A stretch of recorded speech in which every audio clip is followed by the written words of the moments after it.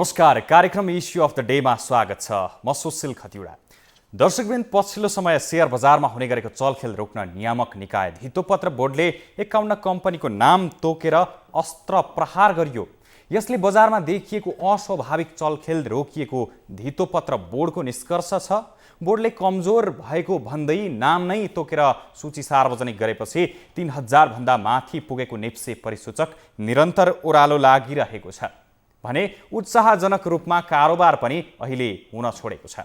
खास गरेर करिब 1 वर्षको अवधिमा 150% भन्दा धेरैले बजार बढेको थियो र अब फेरि बियरिश ट्रेन्डमा फर्किएको त होइन भन्ने लगानीकर्तामा छ र उनीहरू अहिले पर्ख र हेरको अवस्थामा रहेका छन्।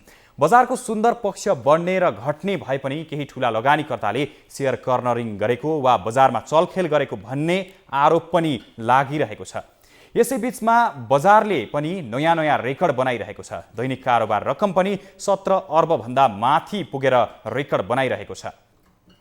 दर्शकवृन्द, कोरोना भाइरसका कारण अन्य क्षेत्रमा लगानी गर्ने अवस्था नहुँदा शेयर बजारमा लगानी थपिँदा बजारले नयाँ उचाइ कायम गरियो। बजारमा लाखौं नयाँ लगानीकर्ता पनि थपिए र बजार थप मजबुत बन्दै गए पनि कतिपय लगानीकर्ता शेयर किन्ने र बेच्ने समय नजान्दा फसिरहेका पनि हुन्छन्। खास गरेर आज हामी शेयर बजारको पछिल्लो अवस्था, धितोपत्रको विज्ञप्तिपछि लगानीकर्तामा देखिएको अन्योलता र अबको बजारको स्थिति कस्तो होला लगायत समग्र पुँजी बजारको विषयमा छलफल गर्नेछौँ। र आज मसँग हुनुहुन्छ नेपाल धितोपत्र बोर्डका प्रवक्ता निरज गिरी र शेयर विश्लेषक डाक्टर प्रदीप मैनाली। उहाँहरूलाई म कार्यक्रममा स्वागत गर्न चाहन्छु। तपाईहरुलाई कार्यक्रम इस्यु अफ द डेमा स्वागत छ। दर्शकवृन्द, हामी विशेष गरेर सुरुमा विश्लेषक प्रदीप मैनालीसँग कुराकानी गर्नेछौँ र केही समयपछि हामी फेरि धितोपत्र बोर्डका प्रवक्ता निरज गिरीसँग पनि जोडिनेछौँ।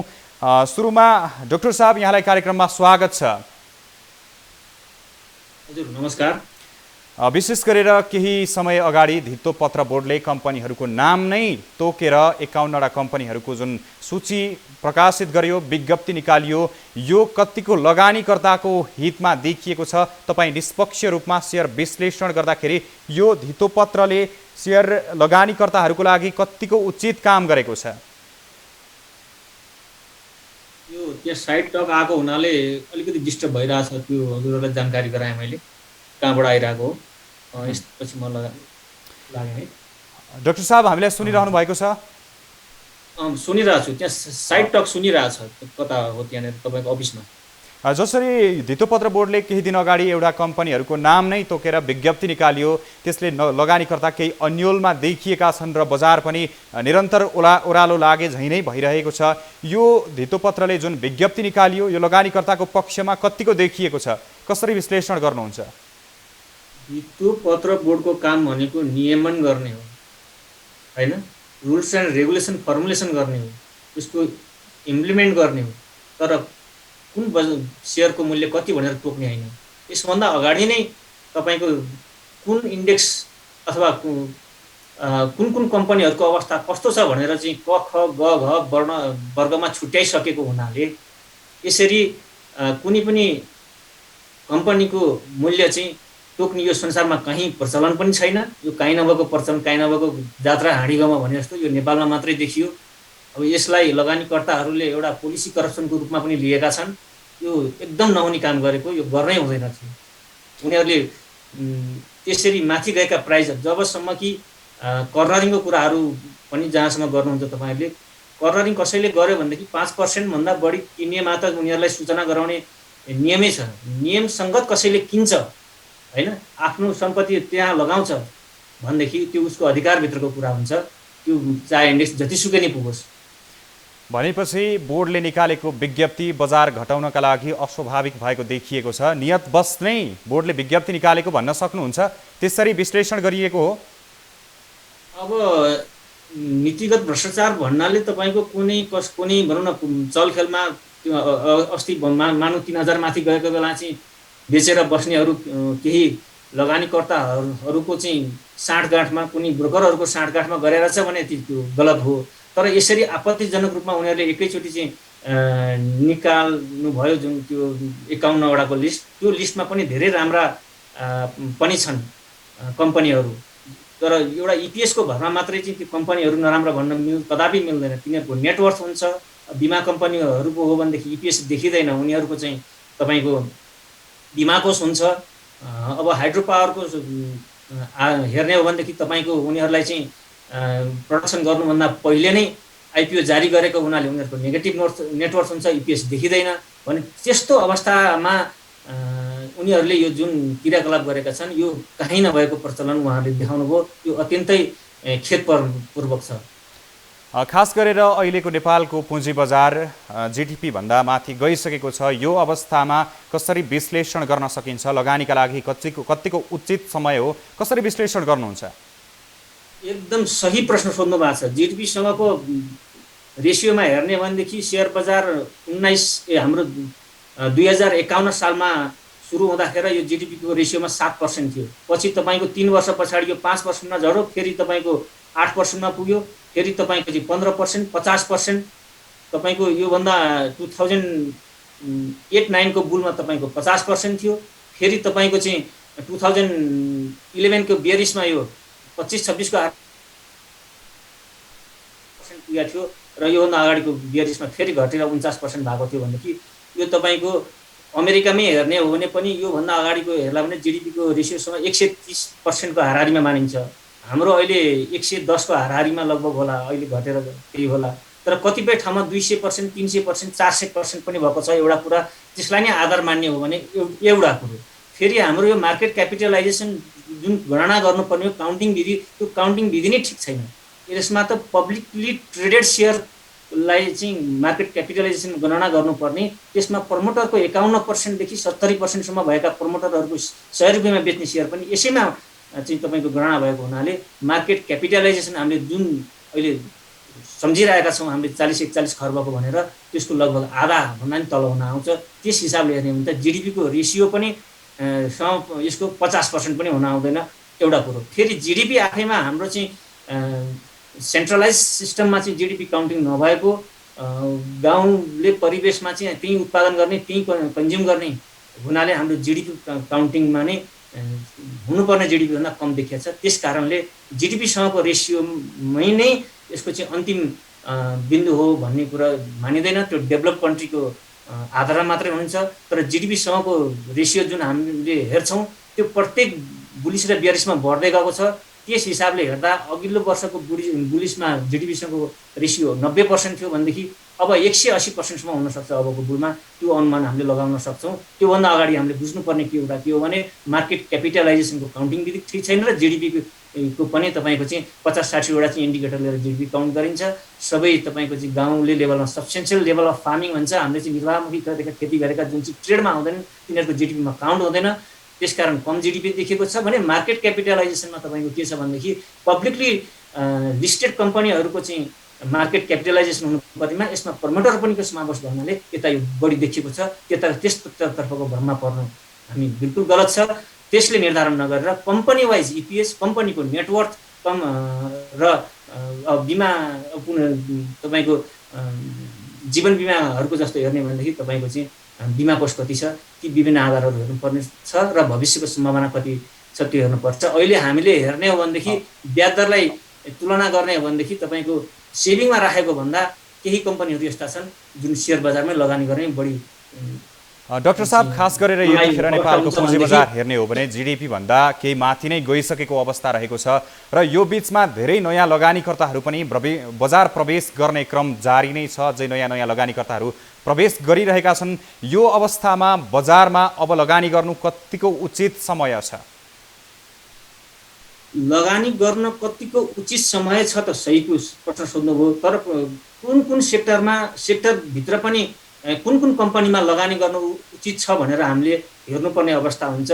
हामीले पहिलो कुरो हेर्नुपर्ने इपिएस हो, अर्निङ पर सेयर होइन। लगानी 100 रुपियाँ लगानी गरेपछि कति रुपियाँ कमाइरहेछ त्यो हेर्नु पर्यो। नेटवर्थ लगानी कम्ती होला तर उसको चाहिँ तपाईँको चाहिँ नेटवर्थ जसको बजार मूल्य बढी हुनसक्छ। बजार मूल्य मतलब मैले यहाँको सेयर बजार मूल्य नभनेर उसको चाहिँ कम्पनीको मूल्याङ्कन अनुसार मूल्य त्यो अवस्था हेर्नुपर्छ। त्यसरी हेर्दाखेरि अहिले पनि धेरै कम्पनीहरू छन् जसमा हामी सुरक्षित ढुक्क साथ लगानी गर्न सक्छौँ। केही कम्पनीहरू 10-15वटा कम्पनी होलान् जसमा चाहिँ हामीले जोखिममा बोल्नुपर्ने हुन्छ, जोखिम छ भनेर बुझ्नुपर्ने हुन्छ। दर्शकवृन्द, हामीसँग धितोपत्र बोर्डका प्रवक्ता निरज गिरी पनि जोडिसक्नु भएको छ। उहाँलाई पनि कार्यक्रममा स्वागत गर्न चाहन्छु। विशेष गरेर आज हामी कुराकानी गरिरहेका छौँ, धितोपत्र बोर्डले पछिल्लो समय एउटा विज्ञप्ति निकाल्यो, 51वटा कम्पनीको नाम नै सूचीकृत गरेर यो यसरी धितोपत्र बोर्डले कम्पनीहरूको नाम नै तोकेर चाहिँ सार्वजनिक गर्नु, विज्ञप्ति निकाल्नु, यो लगानीकर्ताको हितमा कत्तिको देखियो त? बजारले त्यो देखायो? होइन, यस्तो हो। अब भनौँ न, बजारले के देखायो के गर्यो भन्दा पनि तपाईँले चाहिँ हाम्रो ऐनलाई हेर्नुभयो भने भनौँ न, हाम्रो ऐनको प्रिएम्बलमा लगानीकर्ताहरूको हकितको संरक्षण गर्ने, लगानीकर्ताहरूलाई सुसूचित गर्ने चाहिँ जिम्मेवारी ऐनले धितोपत्र बोर्डलाई दिएको छ होइन। त्यो कन्टेक्स्टमा चाहिँ हामीले भनौँ न, अब विभिन्न माध्यमबाट हामीले हाम्रो विभिन्न इन्फर्मेसनहरू पब्लिक गरिरहेको हुन्छौँ। जस्तै हाम्रो वार्षिक प्रतिवेदन हुन्छ, हाम्रो क्वार्टरली बुलेटिनहरू हुन्छ, भनौँ न हाम्रो इन्टरभ्यूहरू हुन्छ, अध्यक्षज्यू, प्रवक्ता अथवा अरू कसैको होइन। त्यस्तै गरेर प्रेस रिलिजहरू हुन्छ। यी विभिन्न माध्यमबाट चाहिँ हामीले ओपिनियनहरू भनौँ न, इन्फर्मेसन चाहिँ हामी पब्लिक गर्छौँ होइन। त्यही कन्टेक्स्टमा चाहिँ हामीले त्यो पछिल्लो विज्ञप्ति निकाल्नुभन्दा केही समय अगाडि हामीले एउटा विज्ञप्ति निकालेको थियौँ। र त्यो विज्ञप्तिमा हामीले क्लियरली के भनेको थियौँ भन्दाखेरि भनौँ न, यो बजारमा लगानी गर्दाखेरि चाहिँ बजारका केही मापदण्डहरू हुन्छन् जसलाई चाहिँ हेरेर लगानी गर्नुपर्छ अथवा अलिकति अध्ययन गरेर लगानी गर्नुपर्छ भनेर एउटा त्यो भनेको थियौँ भने, अर्को चाहिँ हामीले केही भनौँ न हाम्रो बजार सम्बन्धी अध्ययनहरू पनि हामीले अगाडि बढाइरहेको छौँ भन्ने इन्फर्मेसन हामीले पब्लिकली दिएको थियौँ होइन। त्यही कन्टेक्स्टमा चाहिँ हाम्रो भनौँ न त्यो जुन मापदण्ड भनेर हामीले त्यतिखेरको विज्ञप्तिमा भनेको थियौँ, त्यो इन्फर्मेसन आइसकेपछि, त्यो अनुसारको हाम्रो स्टडी सकेपछि चाहिँ नि त्यो इन्फर्मेसन जुन हाम्रो स्टडीबाट आयो त्यसलाई चाहिँ नि पब्लिक गर्न उपयुक्त हुन्छ भन्ने चाहिँ हाम्रो भनौँ एउटा अजम्सनमा चाहिँ हामीले के गर्यौँ भन्दाखेरि हामीले लगानीकर्ताहरूलाई सुसूचित गर्नुपर्ने हुनाले यो इन्फर्मेसन पब्लिकको लागि चाहिँ नि युजफुल हुन्छ भनेर चाहिँ हामीले त्यो पब्लिक गरेको हो होइन। अब त्यसैले भनौँ न, यो गर्नुहुन्छ गर्नु हुँदैन भन्नेमा त भनौँ न। तर एउटा कुरा प्रवक्ताज्यू, जसरी बजार करिब 3000 बिन्दुमाथि परिसूचक पुगिसकेपछि मात्रै नियमन निकायले यो नामाकरण सार्वजनिक गर्नु चाहिँ कतिको उचित थियो त? प्रश्न बनाइदिनुहोस् न। होइन, त्यही त भन्दैछु त होइन। हामीले भनौँ न, अब उचित नभएको भए त हामीले त्यो गर्दैन थियौँ होइन। हामीले भनौँ न, एज अ रेगुलेटर हामीले काम गर्ने भनेको हामीलाई ऐन नियमले दिएको जुन जिम्मेवारी हो त्यो अनुसारको अथवा त्यो अनुसारको व्यवस्था अनुसार हामीले गर्ने हो होइन। त्यसैले चाहिँ हामीले अध्ययन गऱ्यौँ, त्यो अध्ययनको फाइन्डिङ्सहरू आयो, यो फाइन्डिङ्स चाहिँ पब्लिक गर्न उपयुक्त हुन्छ भनेर हामीले चाहिँ त्यो भनौँ न कानुनी व्यवस्था नै टेकेर चाहिँ त्यो पब्लिक गरेको चाहिँ अवस्था हो। डाक्टर साहब, तपाईँलाई फेरि जोडेँ, उहाँको कुराप्रति तपाईँ कतिको सहमत हुनुहुन्छ? कम्पनीको क ख ग भनेर गरेका वर्णनहरूले जनाउँछन् होइन। यी विभिन्न इन्डिकेटरहरू छन्। रेगुलेटरको काम रेगुलेट मात्रै गर्ने हो। सूचित यो भनेको त्यहाँ एउटा भएको कमजोर बुँदालाई चाहिँ अपव्याख्या गरेर यो भ्रम भनौँ न यो किसिमको चाहिँ नचाहिने काम नै गरिएको भन्ने रूपमा मैले बुझ्छु। यसका अरू मापदण्डहरू छन्, अरू विधिहरू छन्। तपाईँको चाहिँ एनुअल तपाईँको एजिएम नगर्नेहरूलाई चाहिँ यिनीहरूले रोक लगाउन सक्ने अथवा कारवाही गर्न सक्ने, तपाईँको रिपोर्टहरू चाहिँ समयमा पेस नगर्नेहरूलाई कारवाही गर्न सक्ने जस्तो यस्ता कुराहरू चाहिँ तर्फ चाहिँ रेगुलेटरको काम हो। कसैको सम्पत्तिको मूल्य तिरो यति नै भनेर तोक्न सकिँदैन। मिनिमम मूल्य तोक्न सकिन्छ। मिनिमम मूल्य भनेको 100 आफैमा छँदै छैन। कुनै पनि एउटा पसल खोलेर तपाईँले चाहिँ मन्थली 50,000 रुपियाँ कमाइरहनु भएको छ 1 करोडको लगानीमा, भोलि कसैले त्यसको चाहिँ सलामी बापत 5 करोड तिर्छु भने त्यो लगानीकर्ताको खुसी हो नि, भोलि भविष्यमा सम्भावना छ। त्यसकारण यो नहुने काम गरिएको, फेरि कुनै पनि समयलाई अलर्ट गराउन सकिन्छ, रेड जोनमा राख्न सकिन्छ, येल्लो जोनमा राख्न सकिन्छ। एकैचोटि यतिवटा कम्पनी हो। अब मैले कुनै पनि कम्पनी पार्टिकुलर कम्पनीको नाम दिन्न, त्यहाँ नेटवर्थ 10 टाइम्ससम्म नेटवर्थ भएका चाहिँ कम्पनीहरू परेका छन्।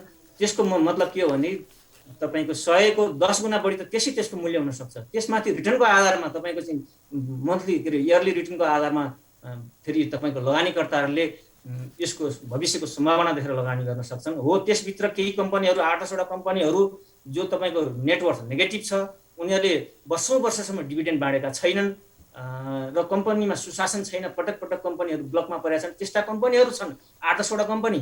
त्यतिहरूसम्मलाई एउटा रेड जोनसम्म भनेर निकाल्नुसम्म त ठिकै हुन्थ्यो। यहाँ त राम्रा कम्पनी परेका छन्। लगभग 24-25% कम्पनी नै एकैचोटि अकस्मात रूपमा चाहिँ त्यसरी निकाल्नु, अघिल्लो दिनसम्म चाहिँ कारोबार गर्नु दिनु भनेको मैले सामान्य अर्थमा के बुझ्छु भने अघिल्लो दिनसम्म जसले बेचे तिनीहरूको सपोर्टमा चाहिँ यो गरिएको भन्ने मैले त्यसरी बुझ्छु, एउटा एज अ इन्डिपेन्डेन्ट एनालिस्टको रूपमा। दर्शकवृन्द, हामी आज धितोपत्र बोर्डले विज्ञप्ति निकालेपछि बजारमा देखिएको प्रभाव र अबको अवस्थाको विषयमा धितोपत्र बोर्डका प्रवक्ता सँगसँगै शेयर विश्लेषकसँग कुराकानी गरिरहेका छौँ। हामी निरन्तर न्युजमा छौँ। अब केही बेर ब्रेक। लाइफबोय हात धुने समयका साथमा लाइफबोय।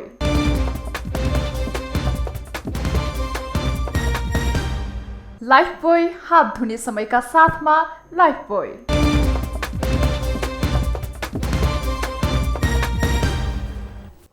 दर्शकवृन्द, ब्रेकपछि फेरि पनि स्वागत छ कार्यक्रम इस्यु अफ द डेमा। र यतिखेर कोरोना भाइरसको प्रभावले विश्वको अर्थतन्त्र थिलथिलो बनाएको छ।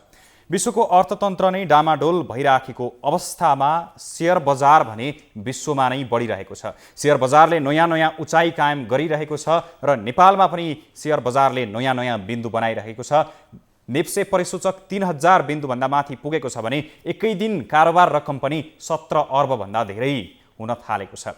र यतिखेर आज हामी कुरा गरिरहेका छौँ नेपालको धितोपत्रको र पुँजी बजारको पछिल्लो अवस्था के छ भनेर। र आज हामीसँग हुनुहुन्छ नेपाल धितोपत्र बोर्डका प्रवक्ता निरज गिरी, सँगसँगै शेयर विश्लेषक प्रदीप मैनाली।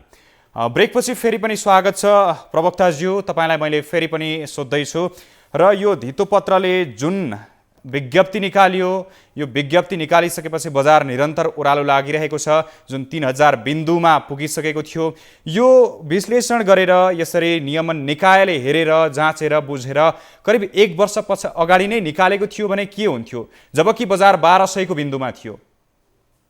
अनि यस्तो हो, अब हामीले भनौँ न बारम्बार इन्फर्मेसनहरू त दिइरहेकै थियौँ होइन, तर के भने हाम्रो अलिक कम्प्रिहेन्सिभ स्टडी भइसकेपछि चाहिँ त्यसलाई चाहिँ हामीले निकालेको मात्र हो होइन। भनेको भनौँ न हामीले अब यो बजार घटाउने बजार बढाउने भन्ने त वास्तवमा भनौँ न हाम्रो काम होइन होइन। बजारलाई त बजारको रूपमा नै काम गर्न दिनुपर्छ, किनभने त्यसमा त लगानीकर्ताहरूको पर्सेप्सन अनुसार बजार चल्ने हो होइन। अब हामीले भनौँ न विभिन्न इन्फर्मेसनहरू दिइरहेकोमा रिपोर्ट चाहिँ फाइनलाइज भइसकेपछि अनि हामीले के गर्यौँ त भन्दाखेरि चाहिँ नि त्यो इन्फर्मेसन पब्लिकलाई चाहिँ सेयर गरेको मात्र हो यो। तपाईँले जानकारी गराइरहँदाखेरि जुन जानकारी धितोपत्र बोर्डले गराएको छ, करिब बजार 3000 बिन्दुमाथि पुगिसकेको छ। लगानीकर्ताले एक किसिम भन्ने हो भने धितोपत्रहरू किनेर राखिसकेका छन्, किन्ने बेच्ने गरिरहेका छन्। यो बिचमा नै चाहिँ गर्नु चाहिँ कतिको उचित समय थियो त? समय उचित हो? यस्तो हो, अब इन्फर्मेसन दिन त जहिले पनि हामीले दिनु पर्यो नि होइन। कुन पोइन्टमा दिने कुन पोइन्टमा नदिने भन्दा पनि हामीले काम गर्दै जाँदाखेरिको एउटा पोइन्ट अफ टाइममा कुनै काम कम्प्लिट गरेपछि त्यसलाई डिसिमिनेट गर्ने रूपमा चाहिँ यसलाई हेर्नुपर्छ होइन। त्यसैले चाहिँ भनौँ न अब एउटा त कस्तो भने भनौँ न हामीले जुन रिस्क हुनसक्छ अथवा हामीले भनेको जुन प्यारामिटर्स अनुसार चाहिँ कम्पनीको पर्फर्मेन्स यस्तो छ भनेर त्यो इन्फर्मेसन दिएकोमा त कहिलेकाहीँ त भनौँ न त्यो कम्पनीको सेयरको मूल्य पनि त बढेर गएको छ नि। त्यसैले चाहिँ यो त के भने एउटा इन्फर्मेसन हामीले जुन लगानीकर्तालाई युजफुल हुनसक्छ भनेर दिएको इन्फर्मेसनको आधारमा लगानीकर्ताहरूले आफ्नो रिस्क म कति लिन सक्छु अथवा बेनिफिट के छ भन्ने कुराहरू गरेर गर्ने हो होइन। त्यसैले चाहिँ नि यसले चाहिँ भनौँ न हामीले यो बेलामा दिनु पर्थ्यो अथवा त्यो बेलामा दिनु पर्थ्यो भन्दाखेरि पनि हामीले भनौँ न कन्टिन्युअस एउटा प्रोसेसमा चाहिँ नि यसलाई भनौँ न एउटा स्टडी गऱ्यौँ, स्टडीको रिपोर्ट आयो र त्यसलाई चाहिँ नि डिस्क्लोजर गरेको रूपमा चाहिँ नि यसलाई हेर्नुपर्ने छ जस्तो मलाई लाग्दछ। यसरी तपाईँले भनिरहँदाखेरि यो धितोपत्र बोर्डले जुन विज्ञप्ति निकाल्यो यसमा विभिन्न कम्पनीहरूको सूची रहेको छ। यसले चाहिँ साना लगानीकर्ताहरूको हितमा काम गरेन, साना लगानीकर्ताहरूलाई मर्का पर्ने भयो भन्ने, अनि धितोपत्र बोर्डले चाहिँ केही ठुला लगानीकर्ताहरूसँग मिलेर चाहिँ यो गरेको हो भन्ने पनि आरोप लाग्ने गरेको छ। के भन्नुहुन्छ यसमा तपाईँ? होइन, यो त अब नितान्त गलत हो होइन। किनभने भनौँ न अब हाम्रो त हामीले लगानीकर्ताको हकितको संरक्षणको लागि भनौँ न कामहरू गर्ने हो होइन। त्यसैले चाहिँ भनौँ न फलानुलाई यस्तो गर्यो ढिस्कानुलाई यस्तो गर्यो भन्दा पनि होइन, ओभरअलमा चाहिँ हामीले इन्फर्मेसन चाहिँ डिस्क्लोज गरेको हो होइन। अब हामीले भनौँ न हामीलाई बजार बढाउनु छ न हामीलाई बजार घटाउनु छ, र नियमन निकायको रूपमा चाहिँ हाम्रो जहिले पनि कन्सर्न भनेको बजार बढोस् अथवा घटोस् त्यो बजार एउटा नर्म्समा जान्छ, आफ्नै नर्म्समा गइरहेको हुन्छ। तर खालि हाम्रो कन्सर्न भनेको चाहिँ बजारमा कसैले चाहिँ नि गलत भनौँ न कार्यहरू गरेर बजारले बढाइएको छ अथवा घटाइएको छ भने त्यो हेर्ने, त्यसमा कारवाही गर्ने एउटा पाटो त्यो हो भने अर्को चाहिँ बजारमा चाहिँ भनौँ न, किनभने बजारमा किनबेच हुने भनेको कम्पनीको सेयर हो होइन। त्यो कम्पनीको चाहिँ पर्फर्मेन्स सम्बन्धमा चाहिँ सत्य तथ्य कुराहरू टाइमली चाहिँ हामीले पब्लिकलाई दिन सक्यो भने त्यसले चाहिँ पब्लिकलाई चाहिँ नि फाइदा गर्छ। किनभने पुँजी बजारमा प्रवेश गर्दा लगानीकर्ताहरू गुमाउँछु भनेर त कोही पनि आएको हुँदैन। सबैले चाहिँ प्रतिफलको आश गरेर नै बजार प्रवेश गरेको हुन्छ र त्यो प्रतिफलको आश गर्दाखेरि उहाँहरूले जुन निर्णय गर्नुहुन्छ त्यो निर्णयलाई चाहिँ नि सहज गर्न हामीले सूचना चाहिँ टाइमली पुर्याउनु पर्ने जिम्मेवारी हाम्रो हो हैन। त्यो कन्टेक्स्टमा चाहिँ यो इन्फर्मेसनहरू पब्लिक भएको हो र हामीले भनौँ न हाम्रो विज्ञप्तिमा पनि हेऱ्यौँ भने त्यहाँ प्रश्न के भनिएको पाउनुहुन्छ भने हामीले हाल हामीलाई उपलब्ध इन्फर्मेसनहरू भनेको लेटेस्ट जुन फाइनेन्सियल इन्फर्मेसन हामीलाई प्राप्त भएको छ त्यो इन्फर्मेसनको आधारमा चाहिँ यो यस्तो हो भनेर हामीले भनेको चाहिँ त्यहाँ प्रश्न देख्न चाहिँ सकिन्छ।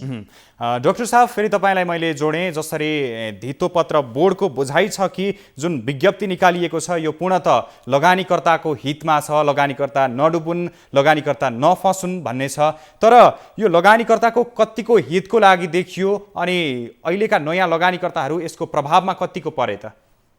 तपाईले आम लगानीकर्ताको हिसाबबाट निष्पक्ष रूपमा विश्लेषण गर्नुपर्दा कसरी विश्लेषण गर्नुहुन्छ?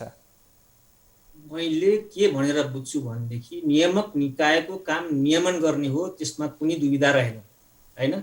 यसका प्यारामिटर जो उहाँले भन्दै हुनुहुन्छ त्यो त पहिले नै नेटवर्थ कति छ, नेट प्रेजेन्ट भ्यालु कति छ, इपिएस कति छ भनेर त्यो त तपाईको मेरो लगानीमा जानुस्, मेरो शेयरमा जानुस् अथवा नेपाल स्टक एक्सचेन्जको जानुस्, कुनै पनि कम्पनीको चाहिँ वेबसाइटमा गएर हेर्नुस्, त्यो त्यही देखिन्छ, ती प्यारामिटरहरू त्यही नै छन् हैन। अथवा धितोपत्र बोर्डहरूले के भन्न सक्थ्यो भनेदेखि प्यारामिटर हेर्न र आग्रह गर्छौँ भन्न सक्नुहुन्थ्यो। अनि फेरि क ख ग घ भनेर तपाईँको चाहिँ राम्रा कम्पनीहरूको त्यसरी पनि वर्गीकरण गरिएको छ। यी विभिन्न वर्गीकरण हुँदाहुँदै यो संसारमा कुन ठाउँमा चाहिँ यो यसरी फलानु कम्पनीको चाहिँ बढी मूल्याङ्कन भयो भनेर चाहिँ भनेको कहाँ उदाहरण छ? हाम्रो धितोपत्र बोर्डका प्रवक्ता निरज गिरी सरलाई त्यो क्वेसन मैले यहाँ सोधेँ, यो कहीँ पनि छैन। यो चाहिँ एउटा भनौँ न कमजोर नियमलाई टेकेर, त्यो मतलब के अरे लगानीकर्ताहरूको हक हितको सुरक्षित को लागि भन्ने त्यो सानो उसलाई टेकेर उनीहरूले एकैचोटि त्यस्तो निकाल्नु भयो। फेरि कस्तो अवस्था निकाल्नु भने, तर उहाँहरूको कारणले मात्रै घट्या चाहिँ म भन्दिनँ अहिले, किनभनेदेखि बन्दाबन्दी थियो, सबै त्यसतर्फ लगानी गर्न उन्मुख थिए। तपाईँको चाहिँ होटल व्यवसाय, तपाईँको शिक्षण संस्था, विभिन्न बन्द भएका उहरू पनि खुले, यति बेर खुलेका हुनाले त्यहाँ बसेर ट्रेडिङ गर्ने केही पैसा पनि बाहिर निस्केको हुनसक्छ। अनि फेरि तपाईँको सिजनल इफेक्ट हुन्छ, यो फोर्थ क्वार्टरमा चाहिँ केही ब्याङ्क फाइनेन्स इन्सुरेन्सहरूले आफ्ना सेयरहरू, म्युचुअल फन्डहरू लिएर व्यक्तिले पनि ब्याज तिर्नको लागि सेयरहरू बेच्नुपर्ने अवस्था पनि आयो। त्यो सबै चाहिँ यो यति नै बेला चाहिँ त्यही बेला नै उहाँहरूले पनि यो प्रहार गर्नुभयो। उहाँहरूकै वक्तव्यकै कारणले मात्रै घट्या चाहिँ म भन्दिनँ, घट्नुपर्ने फ्याक्टर्सहरू अरू पनि थियो। उहाँहरूले नभन्दा पनि केही करेक्सन 100, 150, 50 को करेक्सन त आउनुपर्ने थियो, तर उहाँहरूले कोही कारणले घट्या होस् या नहोस्, तर उहाँहरूले विज्ञप्ति निकाल्नु चाहिँ आपत्तिजनक छ। यो काहीँ नभएको कुरा उहाँहरूले गर्नुभएको छ। त्यो यसरी कुन कम्पनी ठिक छन्, कुन कम्पनी ठिक छैन भने त पी रेसियो, इपिएस, नेटवर्थ, कम्पनीमा भएका रिजर्भहरू, यी विभिन्न मूल्याङ्कनहरू छन्। अब हाइड्रो पावर सेक्टरको कुरा गर्ने हो भनेदेखि तपाईँको उहाँहरूले निकाल्नु भयो होला, त्यहाँ हुन त 45-50 रुपियाँमा किनबेच भइरहेका र कहिल्यै पनि नदिएका, तपाईँको डिभिडेन्ड नबाँडेका, संस्थागत सुशासन नभएका त्यस्ता कम्पनीहरू पनि उहाँले राख्नु भएको छ। त्यो त एक हिसाबमा ठिकै पनि देखिन्छ, तिनीहरूको मूल्य 300 माथि देखिन्छ। यस कारणले कसैले कर्नरिङ गरे होला त्यहाँ भन्नु, त्यो स्वाभाविक रूपले हो। तर त्यहाँ एउटा लगानीकर्ताहरूलाई उनीहरूले सजग गराउनको लागि बेला बेलामा तालिम दिने कार्यक्रमहरू गर्न सक्नुहुन्थ्यो हैन। त्यसकारण र उहाँहरूले त्यो सूचना गर्नुभएको ठाउँमा जसको चाहिँ यति राम्रा कम्पनीहरू पुगेका छन् कि तपाईँको अमेरिकन, तपाईँको नास्डाकमा हेर्नुहोस्, अमेरिकन इन्डेक्समा गएर हेर्नुहोस्, जापानिज इन्डेक्स टिएसीमा गएर हेर्नुहोस् हैन, नाइसेमा गएर हेर्नुहोस्, न्युयोर्कमा चाहिँ नाइसे इन्डेक्समा हेर्नुहोस्, इन्डियन इन्डेक्समा हेर्नुहोस्, उहाँले भनेका 10 भन्दा पनि त्यही इपिएस भएका, त्यही नेटवर्थ भएका 10औं गुणा भन्छ, अझै 10औं गुणा पनि प्राइस छन्। संस्थागत सुशासन भएका, नेगेटिभ नेटवर्थ भएका, केही कहिले पनि नबाँडेका कम्पनीहरू परेका छन्। त्यस हिसाबले ठिक थियो। उहाँहरूले बरु एउटा छुट्टै इन्डिकेटर रेड येल्लो भनेर चाहिँ निकाल्न सक्नुहुन्थ्यो। एकैचोटि 52 यिनीहरू चाहिँ ओभर भ्यालु, कसको चाहिँ कति बढी ओभर भ्यालु त्यो भन्न सक्ने अवस्था पनि त्यहाँ छैन। त्यसकारण त्यो चाहिँ एकदमै गलत भएको छ। उहाँहरूले ठुलो अध्ययन अनुसन्धान केही गरेर निकाल्नु भएन, त्यही नेटवर्थ र तपाईँको चाहिँ त्यही इपिएस हेरेर निकाल्नु भएको हो। त्योभन्दा बढी उहाँहरूले बुझ्नु पर्यो नि। हाइड्रो पावरलाई चाहिँ तपाईँको कम्पनीले चाहिँ डाइनामा नघुम्दै उहाँहरूलाई सेयर दिन्छ भने त्यसको पोजिटिभ नेटवर्थ हुन्छ, पोजिटिभ इपिएस हुन्छ, हुँदैन नि तपाईँको जीवन बिमा कम्पनीहरूको चाहिँ EPS देखिँदैन, तपाईँको उता बिमा कोषमा चाहिँ 20औं गुणा बढी तपाईँको रकम सङ्कलन भइरहेको हुन्छ, त्योहरू उहाँको त्यो इन्डिकेटरमा त्यो देखिँदैन नि। हो यस्ता कुराहरू नबुझिकन एउटा चाहिँ काँचो काम गर्नुभएको छ उहाँले, र यो काहीँ पनि नभएको काम गर्नुभएको छ। मैले चाहिँ त्यसरी बुझ्छु। मैले फेरि प्रवक्ताज्यूलाई जोड्न चाहेँ। यतिखेर ओभर भ्यालुड भएका धेरै थिए, तर त्योभन्दा 10औं गुणा कम भ्यालुड भएका कम्पनीहरू पनि छन् जसमा लगानी गर्न अहिले। डाक्टर साहब, फेरि मैले एकछिन केही बेर तपाईँलाई रोकेर प्रवक्ताज्यूलाई जोड्न चाहेँ। अब जुन धितोपत्र बोर्डले निकालिसकेपछि बजार केही करेक्सन देखिएको छ, र अब यसपछि अन्य त्यस्तै कम्पनीहरू अझ भनौँ कमजोर रहेका कम्पनीहरूको अझै धितोपत्र बोर्डले कसरी नियमन गर्छ, के रणनीति बनाइरहेको छ अगाडिको? होइन, यसमा त मैले भने नि, अब हामीले अब भनौँ न त्यो जुन हामीले एउटा मापदण्डमा अध्ययनहरू गऱ्यौँ होइन, त्यस्तो अध्ययनलाई चाहिँ नि एउटा कन्टिन्युसली चाहिँ विभिन्न माध्यमबाट त्यसलाई डिस्क्लोज गर्दै जाने हो होइन। त्यो एउटा चाहिँ भनौँ न सुरुवात गरिएको छ। त्यो इन्फर्मेसनलाई हामीले चाहिँ डेसिमिनेट गर्ने हो होइन। र अर्को भनेको त भनौँ न हाम्रो नर्मल एउटा अपरेसनको काम भनेको त मार्केटको सुपरभिजन र मोनिटरिङ गरिरहने हो होइन। त्यो मोनिटरिङ र सुपरभिजनको कामहरूलाई चाहिँ हामीले कन्टिन्युसली गर्ने हो, र त्यसमा कुनै फाउल प्ले भएको पाइएको छ भने हाम्रो ऐन नियमले भनौँ न जुन जे जस्तो अधिकारहरू दिन्छ त्यो अधिकार अनुसारको चाहिँ काम कारबाहीहरू अगाडि बढाउने हो। यो कामबाट नै हामीले चाहिँ बजारलाई चाहिँ भनौँ न एउटा नियमित अथवा चाहिँ एउटा कन्डिसनमा चाहिँ राख्ने चाहिँ हाम्रो जिम्मेवारी हो, र त्यही अनुसारै हामी अगाडि बढ्छौँ। खास गरेर बोर्डले लगानीकर्ताको हितको लागि नै काम गरिरहँदाखेरि लगानीकर्ताहरूलाई के भन्नुहुन्छ धितोपत्र बोर्डबाट आम लगानीकर्तालाई, जो कि नयाँ बजार प्रवेश गरेका छन्? हजुर, होइन, हामीले त जहिले पनि एउटै कुरामा जोड दिइरहेको छौँ के भने बजारमा भनौँ न प्रतिफलको लागि बजारमा लगानी गरिन्छ अथवा बजार प्रवेश गरिन्छ, तर भनौँ प्रतिफल प्राप्त गर्नको लागि चनाखो पनि हुनुपर्छ, अध्ययनशील पनि हुनुपर्छ। त्यसैले चाहिँ भनौँ न लयमा लागेर कसैको बहकाइमा अथवा कसैले कमायो फलानाले यसो गर्यो भन्दा पनि हामीले चाहिँ केही भनौँ न अध्ययन गर्ने बानी गरेर चाहिँ लगानी गऱ्यौँ भने चाहिँ नि प्रतिफल प्राप्त गर्न सकिन्छ। र यदि चाहिँ हामीले अध्ययन गरेनौँ र भनेर सुनेको कुराको मात्र आधारमा हामीले आफ्नो निर्णय सम्बन्धी काम गऱ्यौँ भने चाहिँ नि प्रतिफल प्राप्त नगर्न पनि सकिन्छ। त्यसैले हामीले जहिले पनि भनौँ न अध्ययन चाहिँ गर्नु पर्यो, र के अध्ययन गर्ने भन्ने कुरा पनि बारम्बार हामीले चाहिँ भनौँ न जस्तै चाहिँ नि अब IPO हो भने कम्पनीको सञ्चालकहरूदेखि लिएर सेकेन्डरी मार्केटमा छ भने जुन अस्ति हामीले भनौँ हाम्रो विज्ञप्तिमा राखेका ती प्यारामिटर्सहरू समग्र देशको अर्थतन्त्रको अवस्था, यी सबै प्यारामिटर्सहरूलाई अलिअलि अध्ययन गरेर र बेसिकली ब्यालेन्स सिटमा गएर प्रफिट एन्ड लस कति छ के छ उसले विगतमा दिएको छ कि छैन, उसले चाहिँ भनौँ न बाँड्न सक्ने अवस्था छ कि छैन, यी यस्ता कुराहरू हेरेर चाहिँ लगानी गर्नुपर्छ भन्ने कुरो जहिले पनि हामीले लगानीकर्ताहरूलाई दिने त्यही नै हो। फेरि मैले डाक्टर साहबलाई जोडेँ। डाक्टर साहब, जसरी अहिलेको बजार रहेको छ, अहिले बुलिस ट्रेन्ड रहेको छ र केही नयाँ लगानीकर्ताहरू पनि बजार आइरहँदाखेरि, बजार प्रवेश गरिरहँदाखेरि अबको बजार के होला भन्ने अन्यल सबैमा देखिएको छ। घट्छ या बढ्छ, के हुन्छ भन्ने कुरा सबैमा अन्यलता छ। तपाईँले कसरी विश्लेषण गर्नुभएको छ? अब नेपालमा नेप्सेको स्थापना 2051 सालदेखि अहिलेसम्म हामीले हेर्दै जाँदाखेरि त्यति बेला GDP-मा रेसियो 7%, मैले अघि नै भनेको थिएँ होइन। तपाईँको लगभग 13 अर्बको चाहिँ बजार थियो। प्रत्येक साइकलमा त्यो बढ्दै घट्दै गएको छ।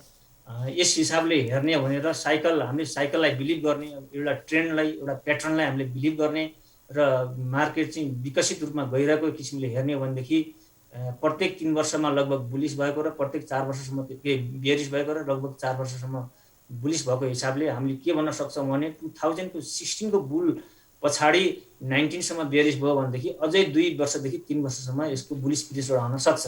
त्यो के कारणले पनि देखाउँछ भने उहाँहरूले अस्ति लिस्टेड गरेका केही कम्पनीहरूका मूल्य यो आजको भन्दा कम हुन सक्छ, त्यसमा म ढुक्कसाथ बन्न सक्छु। तर केही यस्ता पनि छन् जुन अझै पनि डबल मूल्य हुन्छन्। मानव ब्याङ्किङ सेक्टरको हिसाबले हेर्ने भने कुनै पनि बेला तपाईँको BOK 2800 पुगेको BOK, कुनै पनि बेला तपाईँको चाहिँ स्ट्यान्डर्ड चार्टर 7000 पुगेको स्ट्यान्डर्ड चार्टर, तिनीहरू तल छन्। हुन त त्यति बेला उनीहरूको मार्केट पुँजी नै कम थियो, EPS पनि राम्रो थियो, त्यो अवस्था त छैन अहिले, त्यो ठाउँमा त पुग्दैन। र एउटा कुरा याद गर्नु के छ भनेदेखि हामीले 1150-1200 इन्डेक्स हुँदा ब्याङ्किङ सेक्टरका कुनै ब्याङ्कका जुन मूल्य थियो त्यो मूल्य अहिलेसम्म पनि त्यही नै मूल्य छ भनेदेखि अब हामीले त्यो इन्डेक्समा मात्र नहेरौँ, के भन्न चाहन्छु भने हामीले कम्पनीको नेट प्रेजेन्ट भ्यालु कति छ हैन, त्यसको डिभिडेन्ड यिल्ड इयरली प्रोग्रेस कति छ हैन, इपिएस कति छ, पी रेसियो कति छ, त्यस्ता कुराहरू हेरेर कम्तीमा पनि यस बजारमा 10 वर्षको अनुभव बोकेको अग्रज लगानीकर्ताहरूको सङ्गत गरेर बुझेर मात्रै लगानी गर्न सुझाव गर्छु। उहाँहरूले त्यसरी लिस्ट पब्लिक गर्नु हुँदैन, त्यो गर्नुभयो, त्यसभित्र 8-10वटा त्यस्ता कम्पनीहरू छन् जो किनेर घाटा पर्न पनि सक्ने अवस्था आउन सक्छ होला, कुनै तपाईँको चमत्कारिक रूपले कुनै ग्रोथ गरे कम्पनीले भनेदेखि त्यो फरक कुरा हो हैन। नत्र भने त्यहाँ पनि धेरै राम्रा कम्पनीहरू पनि समावेश छन्। बजार अहिले पनि धेरै सुरक्षित छ। तपाईँले इन्डेक्सै कुरा गर्नुभयो भनेदेखि इन्डेक्सको फ्लक्चुएसन हेर्दाखेरि अबको इन्डेक्स 2-2.5 वर्षमा 4500 देखि 7000 पुग्न सक्ने अनुमान लगाउन सकिन्छ। हामीले ट्रेन्ड एन्ड प्याटर्नलाई चाहिँ फलो गर्ने भने यो वर्ल्डली इकोनोमिक जसले डेटा एनालिसिस गर्छ, जसले चाहिँ तपाईँको यसको चाहिँ तपाईँको ट्रेन्ड एन्ड प्याटर्नको चाहिँ व्याख्या गर्छ, त्यो आधारमा हामीले अनुमान लगाउन सक्छौँ। त्यो जिडिपी पनि त्यो अनुसार बढ्दै जान्छ 2-2.5 वर्ष पछाडि। मैले अघि नै भनिसकेँ, मार्केट क्यापिटलाइजेसन जुन गणना विधि छ त्यो गणना विधि गलत छ। जिडिपी विधिमा नि हाम्रो सम्पूर्ण कुरा जिडिपी काउन्टिङमा हुँदैनन्। यी कुराहरू पनि सुधार गर्न आवश्यक छ। केही कम्पनीहरू ओभर भ्यालुड भइसकेका हुन सक्छन् जसमा फस्न सक्ने अवस्था रहन्छ र धेरै कम्पनीहरू 80% का हाराहारीमा कम्पनीहरूमा लगानी गर्दा अझै पनि सुरक्षित छन्। मेरो आँखाले त्यो देख्छ। हस्, महत्त्वपूर्ण समय दिनुभयो, त्यसका लागि धेरै धेरै धन्यवाद दुवैजनालाई। हजुर, यहाँसम्म आएर बोल्ने जुन अवसर दिनुभयो न्युज 24 का सम्पूर्ण कर्मचारीहरूलाई पनि मेरो हार्दिक नमस्कार, साथै श्रोतावृन्दहरूलाई धन्यवाद। धन्यवाद सर, तपाईँलाई पनि कार्यक्रममा महत्त्वपूर्ण समय उपलब्ध गराइदिनु भयो। धन्यवाद। दर्शकवृन्द, आज हामी कार्यक्रम इस्यु अफ द डेमा नेपालको पुँजी बजारको पछिल्लो अवस्थाका विषयमा कुराकानी गर्यौँ। विशेष गरेर ठुलो अङ्कले गिरावट आउने सँगसँगै ठुलो अङ्कले सेयर बजार वृद्धि हुने पनि अहिले भइरहेको छ र यो क्रममा नयाँ लगानीकर्ताहरू पनि थपिने क्रम जारी रहेको छ। घट्ने बढ्ने बजारको सुन्दरता भए पनि अहिलेको अवस्थामा बजार कता जान्छ भन्ने अझै पनि लगानीकर्ता अन्योलमै रहेका छन् र अबको दिनमा बजार कता जान्छ यस विषयमा आज हामीले कुराकानी गर्यौँ। सँगसँगै बजारको स्थितिको विषयमा पनि आज हामीले नेपाल धितोपत्र बोर्डका प्रवक्ता निरज गिरी सँगसँगै शेयर विश्लेषक डाक्टर प्रदीप मैनालीसँग कुराकानी गर्यौँ। दर्शकवृन्द, कार्यक्रम इस्यु अफ द डेको निर्धारित समय सकिएको छ। हामी निरन्तर न्युजमा छौँ। नमस्ते।